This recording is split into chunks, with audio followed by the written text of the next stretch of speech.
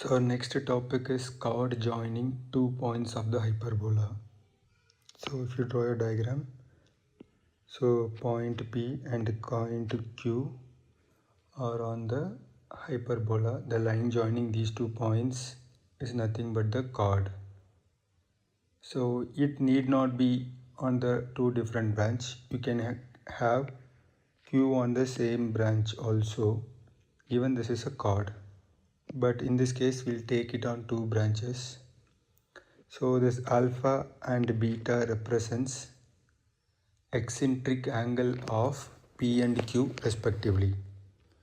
So coordinate of P will be A secant alpha, B tan alpha, and coordinate of Q will be A secant beta and B tan beta. We have already solved chord joining 2 points, ellipse, on the ellipse, parabola as well as circle. The same thing we're going to do now as well. So we need to find the equation of the line joining P and Q. That is nothing but the chord. So we know 2 points, we can use 2-point form to find the equation of the line.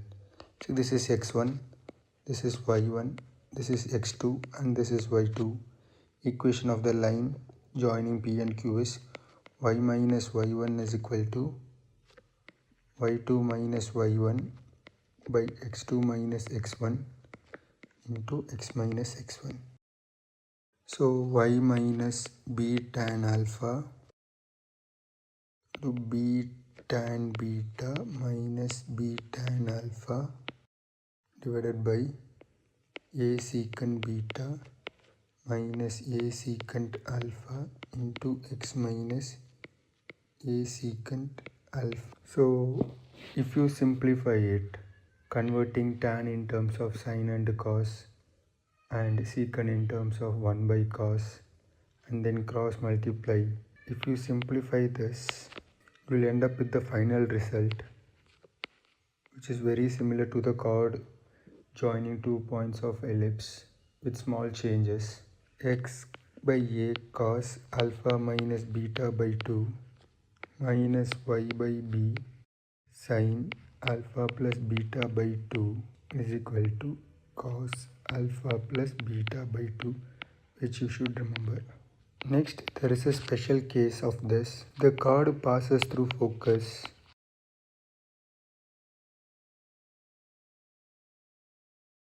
Basically AE, 0, then, so geometry is something like this. If this is point P and this is point Q, whose eccentric angle is alpha and beta respectively. If it passes through AE, 0, then, so X is AE, so just substitute this coordinate here.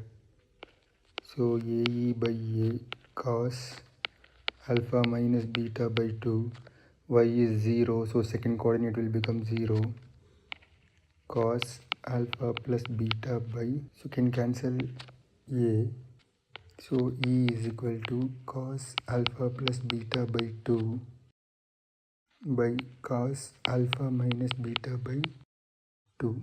Now by applying componendo dividendo,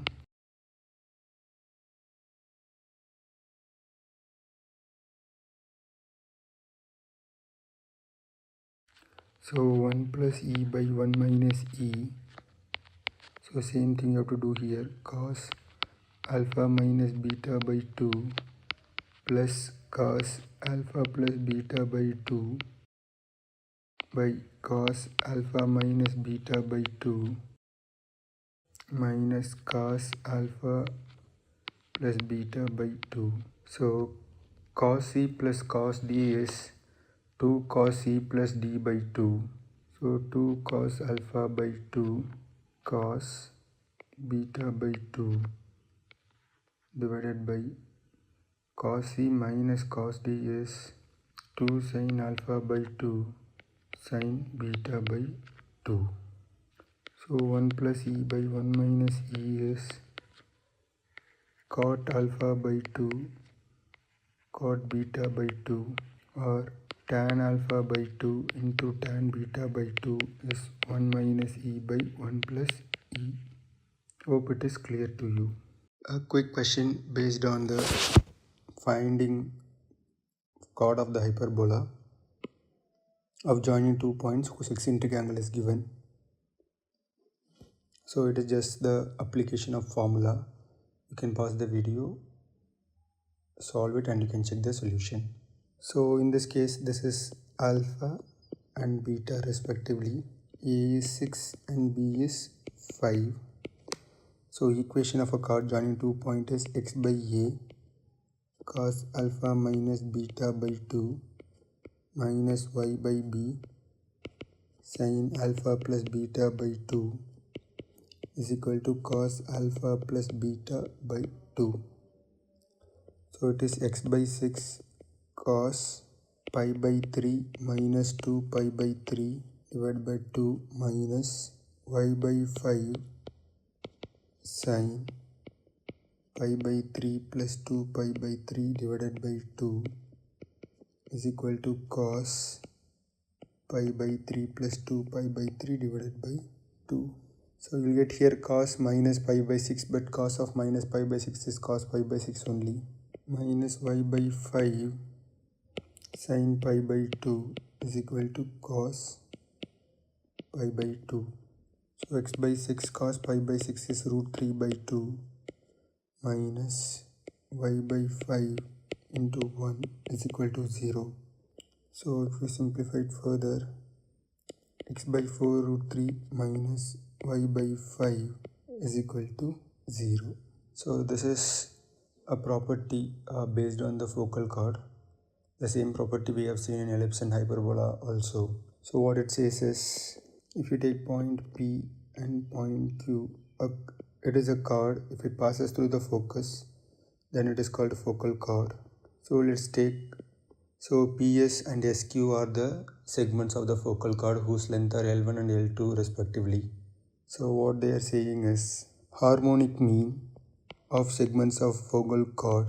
So we know that 2L1 L2 by L1 plus L2. This is the harmonic mean of any two numbers. If it is A and B, 2AB by A plus B. So that is equal to semilatus rectum. Semilatus rectum of a hyperbola is, we know latus rectum is 2B square by A. So semilatus rectum is B square by A is equal to 2L1 L2 by L1 plus L2. So this is the relation which you should remember. So our next topic is position of a point P with respect to a hyperbola. So again, this is the common topic with the conic sections. So here the hyperbola is x square by a square minus y square by b square is equal to 1.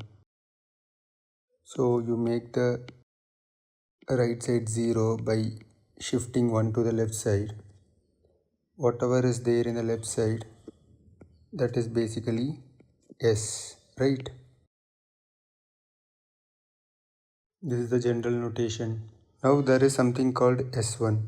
S1 meaning a substituting a point on S. Let's take the point is x1 comma y1. So S1 is basically x1 square by a square plus y1 square by b square minus 1.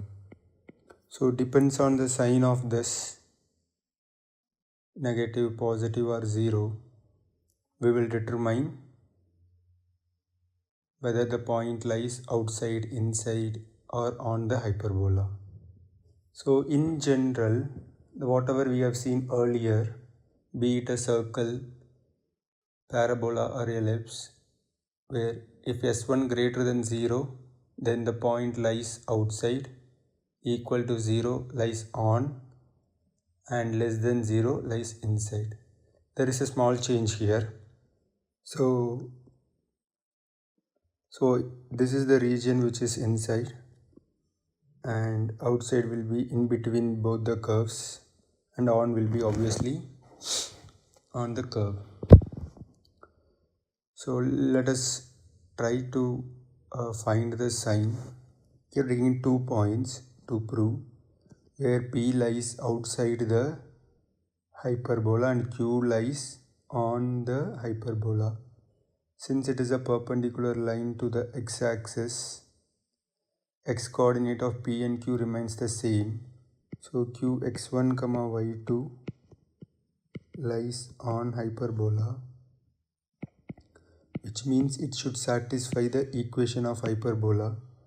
So instead of x, you can substitute x1 square by a square minus y2 square by b square is equal to 1.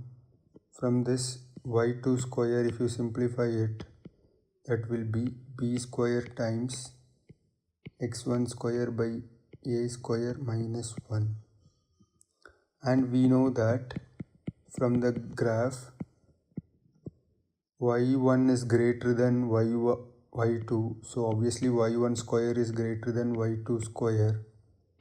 So y1 square greater than b square into x1 square a square minus 1, or if you simplify it, y1 square by b square greater than x1 square a square minus 1. So 0 greater than x1 square a square minus y1 square by b square minus 1. So this is nothing but s1. So 0 greater than s1 or s1 less than 0. So this is for a point P. So point P lies outside the hyperbola. So here s1 is less than 0, which is quite opposite when you compare with the other conic sections.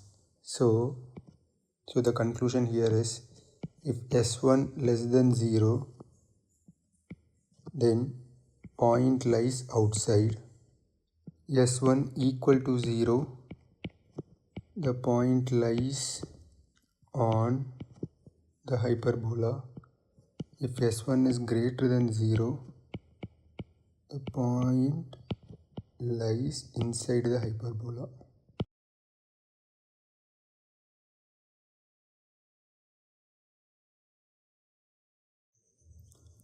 So we'll do a question based on the position of a point. Our first question is, find the position of a point 2, 4 relative to the hyperbola 3x square minus 5y square is equal to 15. So in this first question, so the point is 2, 4, which is basically x1, y1, and the hyperbola is, you can convert into the standard form, or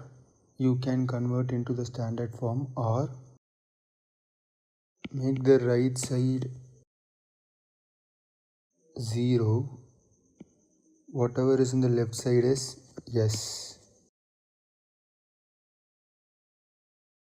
So s1 is substituting the point on s.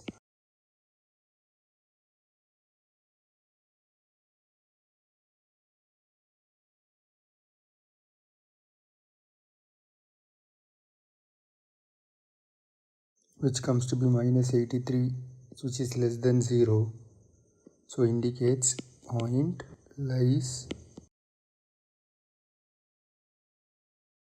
outside the hyperbola. Second question, similarly, so the point is minus 1, 2. Here the s will be x minus 1 whole square minus 2y plus 1 whole square minus 1. So s1 is just substitute the point. So in place of x you substitute minus 1 and y as 2. 4 minus 18 minus 1. Again here it is less than, here also it is less than 0. Again the point lies outside the hyperbola. It is a shifted hyperbola.